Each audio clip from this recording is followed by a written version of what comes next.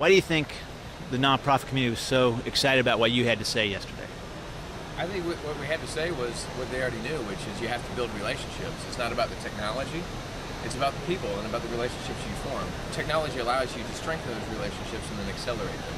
I think that's really what sets us apart. If you look at the agenda, is that we weren't really talking about technology. It was all about people and relationships. Yeah. And I think the inordinate number of high fives given at the beginning of the presentation as well as helping to usher people in. You also broke the template. It seems like sometimes the traditional fundraisers are a little slow to adopt new ways of doing things and all that. What are 2 or 3 things you would tell nonprofits to take a risk, to take a chance, and what would you recommend they do? I think that there's a high degree of tradition with a lot of the groups that are here represented today.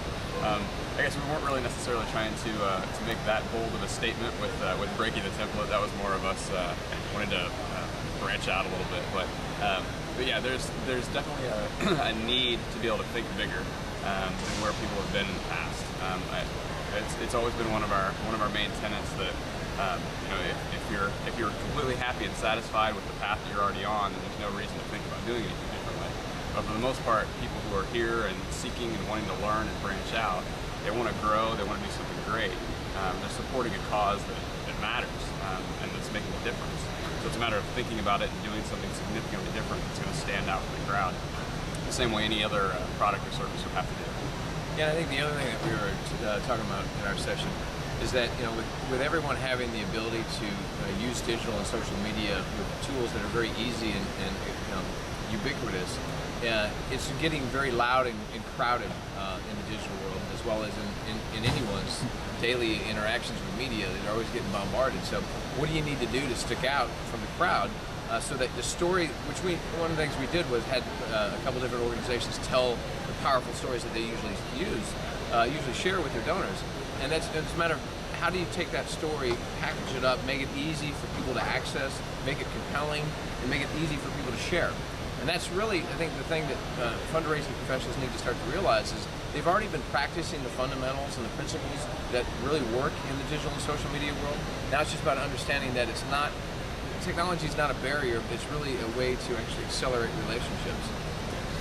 What we often hear sometimes, well, I'm a small organization, it's hard to think big. Yeah. And if I was a big organization, I could do that too. What would you tell a small organization about jumping into the world? As Scott was mentioning, I mean, a lot of the tools, specifically we talk about using, they're free or very low cost, low barrier of entry. So diving in and starting to build that community out, in certain ways, it's irrelevant how much budget there is. Usually it's a time resource issue more so than a cost resource issue. So there are ways to balance that, learn how to use those tools more effectively. And truthfully, big ideas, just like great stories, aren't reliant on a huge budget to pull them off. Part of what we talked about yesterday was the idea of people coming and saying they want to create a viral video that's going to get their story and their message out there, and there's no secret formula for that, just like anything else. So it's a matter of thinking through, being strategic about who you're reaching out to and where you're going to be able to find them, and really utilizing those tools. But it's not about the biggest budgets necessarily. There are ways to resonate with people. Some of the most impactful and largest organizations out there in terms of the difference they're making started with just 1 or 2 people. And it's really the size of your vision and the size of your desire, not the size of your budget. Because when you have a very compelling story, compelling mission, and a vision for how you're going to pull that off, resources show up. People see that, and that's why people support it. In fact, one of the stories that we gave yesterday was about a group we work with called Samaritan's Feet. Very small organization. In fact, just like Scott was mentioning there, started by a gentleman who didn't have shoes until he was 9 years old. They've been able to grow, get notoriety, and move towards their goal of providing 10 million pairs of shoes to 10 million kids across the world.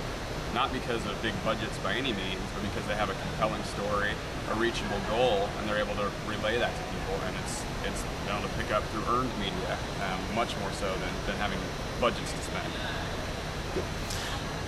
So you can commit, though, because I've got you guys video on my blog. It's going to go viral and millions of people will know us, right? Oh, yeah. I mean, you've got Scott on there. It's about content, really. Content creates community.